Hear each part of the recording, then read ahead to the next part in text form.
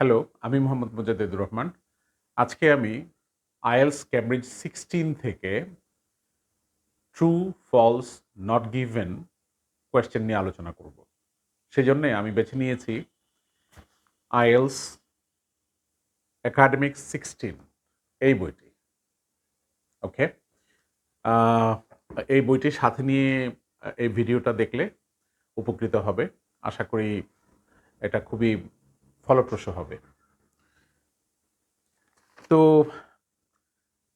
প্রথম টেস্টটি শুরু হয়েছে পেজ 16 থেকে। রিডিং প্যাসেজ 1 এবং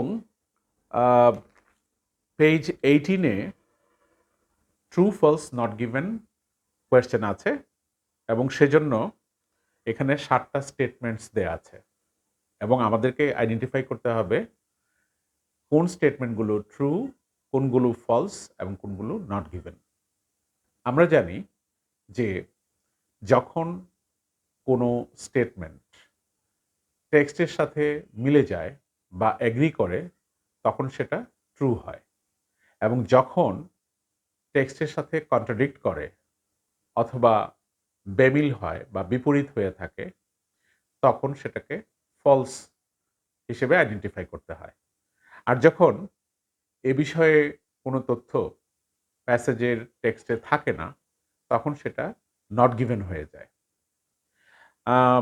কোয়েশ্চেনের ভাষায় এরকম থাকে, যেমন ট্রু হচ্ছে if the statement agrees with the information. False হবে যখন if the statement contradicts the information এবং নট গিভেন হবে if there is no information on this, যার মানে আমি বাংলায় আগেই বলে দিয়েছি। তো আমরা এখন স্টেটমেন্টগুলো দেখব।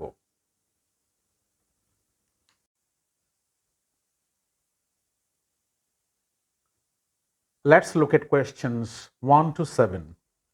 Statement number 1. So, statement number 1, let's read it. Polar bears suffer from various health problems due to the buildup of fat under their skin.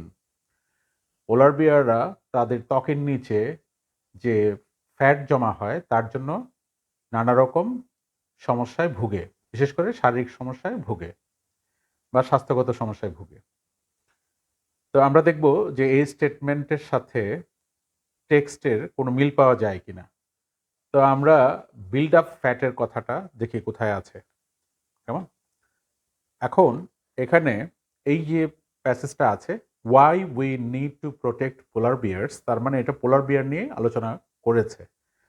তো এখান থেকে আমরা পাচ্ছি প্রথম যেই প্যারাটা আছে সেখানে আছে polar bears are being increasingly threatened by the effects of climate change, এটা দিয়ে শুরু করেছে।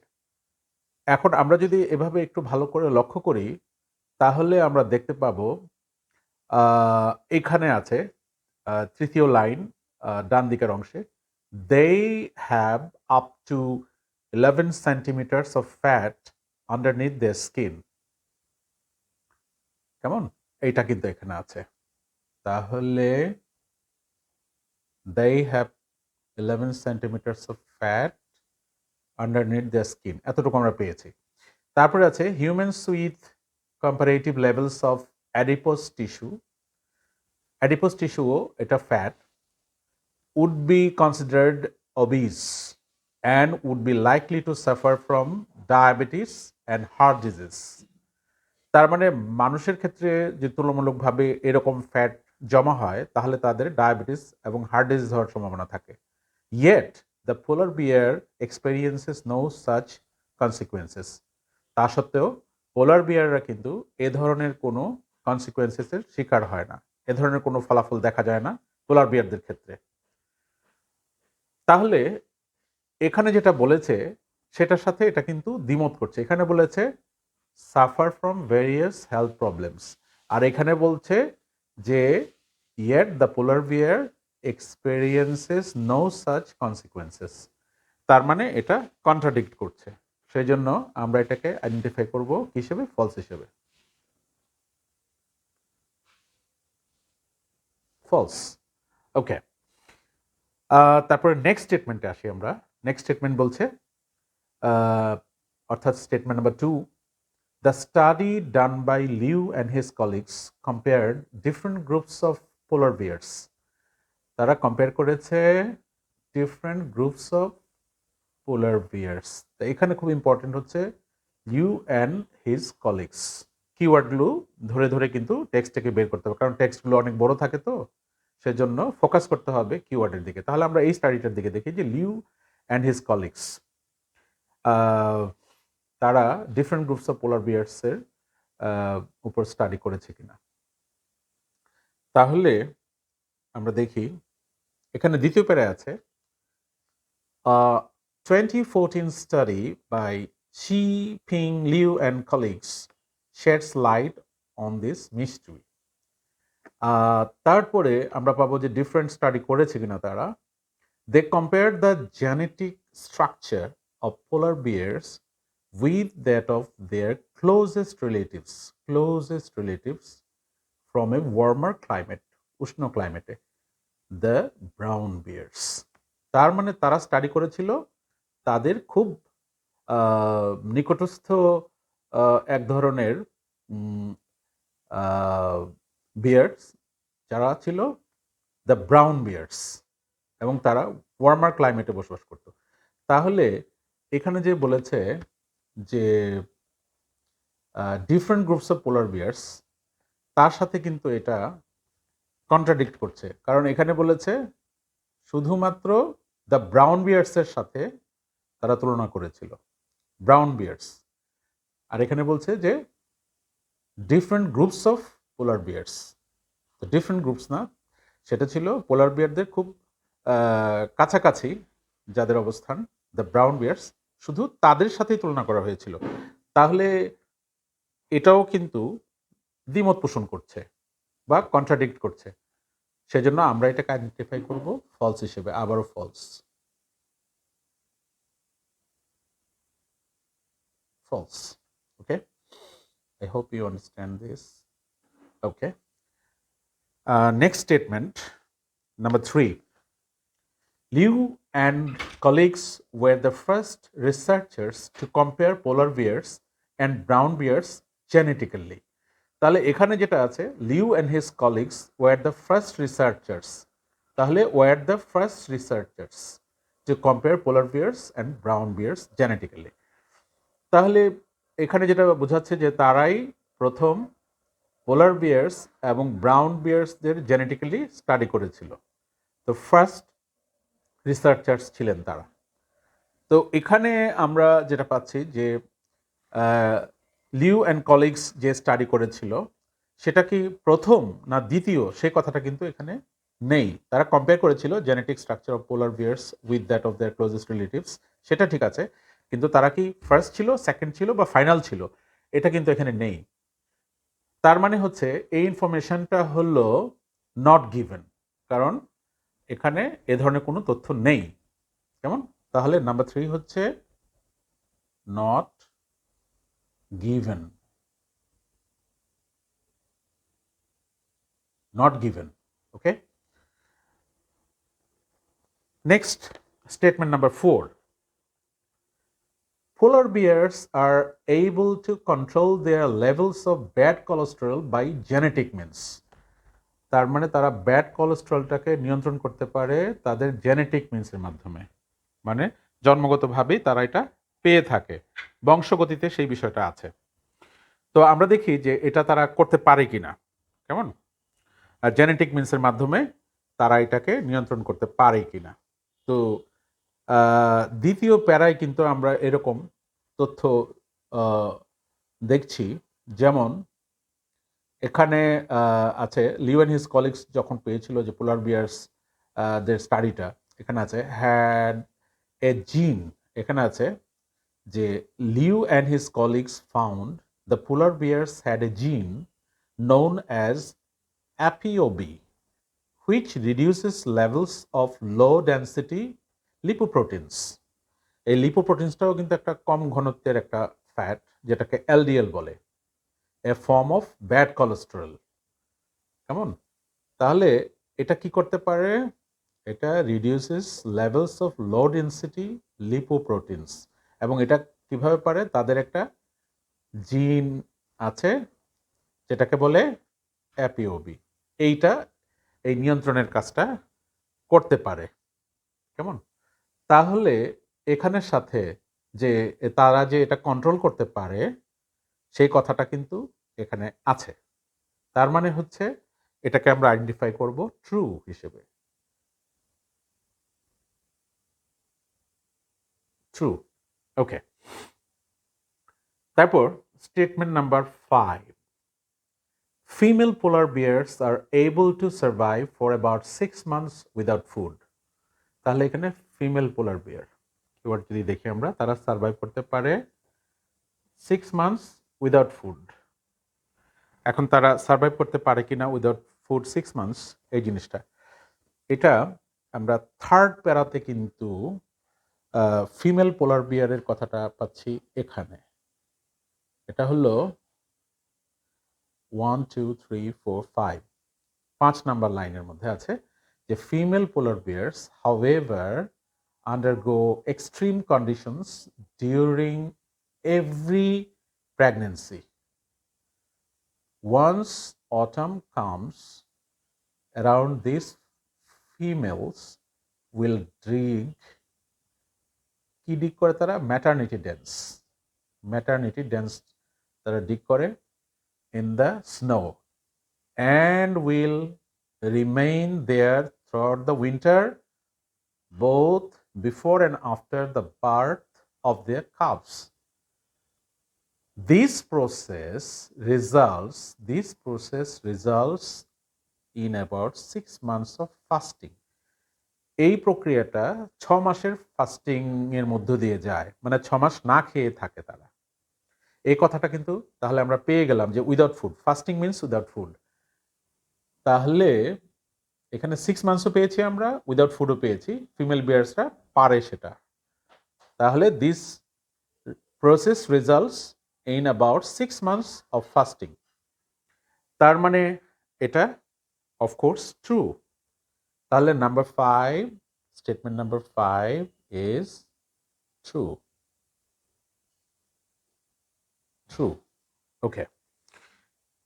তারপরে আসি আমরা স্টেটমেন্ট নাম্বার 6-এ। Statement number 6, it was found that the bones of female polar bears were very weak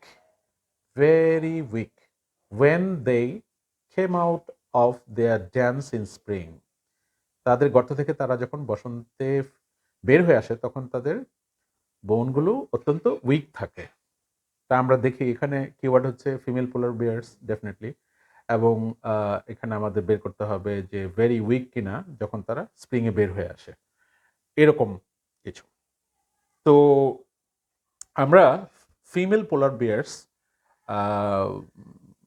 part 3-তে কিন্তু পেয়েছিলাম যে ফিমেল পোলার বিয়ার্স, যখন আমরা আগের প্রশ্নের উত্তরটা সমাধান করি, যেমন ফিমেল পোলার বিয়ার্স এখানে আছে যে তারা 6 মান্থস পর্যন্ত ফাস্টিং করে, এবং এখানে তারপরের অংশটা দেখো, where the female bears have to keep themselves and their calves alive, তাদের বাচ্চাদের অ্যালাইভ রাখার জন্য, জীবিত রাখার জন্য, ডিপ্লিটিং দেয়ার ওন ক্যালসিয়াম, তাদের ক্যালসিয়ামের কিন্তু ঘাটতি হয়, অ্যান্ড ক্যালোরিজ যে রিজার্ভ আছে তাদের, সেটাও কিন্তু তাদের কমে যায়, ডিপ্লিট হয়।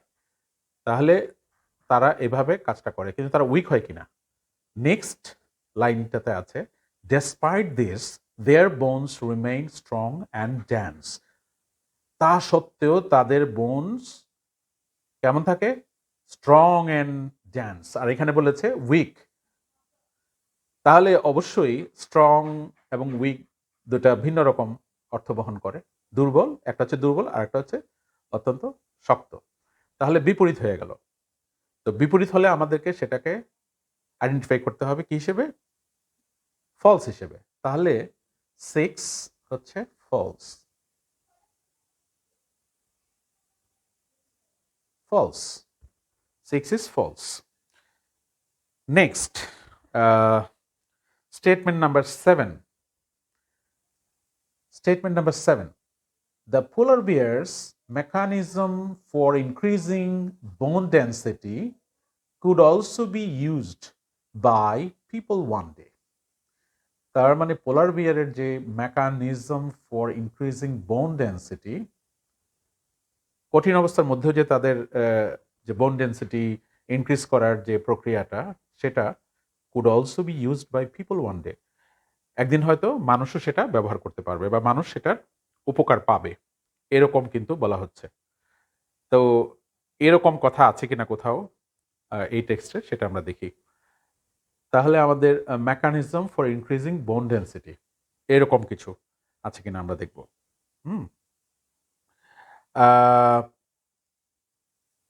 আমরা প্রথম, দ্বিতীয়, তৃতীয়, চতুর্থ প্যারায় দেখতে পাচ্ছি প্রথম, দ্বিতীয়, তৃতীয়, চতুর্থ। আচ্ছা, এখানে আছে যে when they finally emerged from the den, যখন তারা সবশেষে এই গর্ত থেকে বের হয়ে আসে with their cubs, তাদের ছোট বাচ্চা সহ, there was no evidence of significant loss of bone density. হাড়ের ক্ষয়ের তেমন কোনো প্রমাণ পাওয়া যায় না। Hibernating brown bears do not have this capacity. Brown বিয়ার্সদের মধ্যে কিন্তু এই ক্যাপাসিটি দেখা যায় না, and must therefore resort to major bone reformation. তাদের কিন্তু বোন রিফর্মেশনের জন্য যেতে হয়, পুনর্গঠনের জন্য কাজ করতে হয়, বা সময় লাগে এটার জন্য, তাদেরকে এটার জন্য কাজ করতে হয় ইন দ্য ফলোয়িং স্প্রিং, পরবর্তী স্প্রিংয়ে। If the mechanism of bone remodelling in polar bears, এই যে if the mechanism of bone remodelling in polar bears can be understood, যদি এই মেকানিজমটা, পোলার বিয়ারের যে বোন রিমডেলিং বা পুনর্গঠনের বিষয়টা যদি ভালো করে বোঝা যায়, এই মেকানিজমটা, বোন রিমডেলিং এর যে mechanism of polar bears can be understood, এটা যদি বোঝা যায়, মেনি ব্যাড রিডেন হিউম্যানস, অনেক শয্যাশায়ী মানুষ বা রুগী বা বার্ধক্যজনিত কারণে যারা শয্যাশায়ী, এরকম যে রুগী আছে বা দুর্বল মানুষ আছে, এমন অনেকেই, many bedridden humans and even astronauts could potentially benefit, তারা সম্ভাব্য উপকার পাবে বা উপকার পাওয়ার সম্ভাবনা আছে। তার মানে হচ্ছে এই মেকানিজমটা যদি মানুষ ভালো করে পারসিভ করতে পারে, তাহলে তাদের এখান থেকে উপকৃত হওয়ার সম্ভাবনা আছে। এই স্টেটমেন্টে, অর্থাৎ স্টেটমেন্ট নাম্বার 7-এও কিন্তু একই কথা বলা হচ্ছে। স্টেটমেন্ট নাম্বার 7-এও বলা হচ্ছে যে এই পোলার বিয়ার্সের mechanism for increasing bone density কি করতে পারে, could also be used by people one day. তো এই যে কথাটা, এর সাথে কিন্তু সমার্থক, বিশেষ করে এখানের সাথে এটা সমার্থক, যে mechanism of bone remodelling in polar bears can be understood, এটা যদি বুঝতে পারা যায়, তাহলে কি হবে, many bedridden humans and even astronauts could potentially benefit. তার মানে এই স্টেটমেন্টের বিষয়টার সাথে টেক্সট সহমত পোষণ করছে বা একই তথ্য দিচ্ছে, একই রকম তথ্য দিচ্ছে, এটা এগ্রি করছে। The statement agrees with the text information, তার মানে এটা হচ্ছে ট্রু। সো আমরা এটাকে আইডেন্টিফাই করব ট্রু হিসেবে।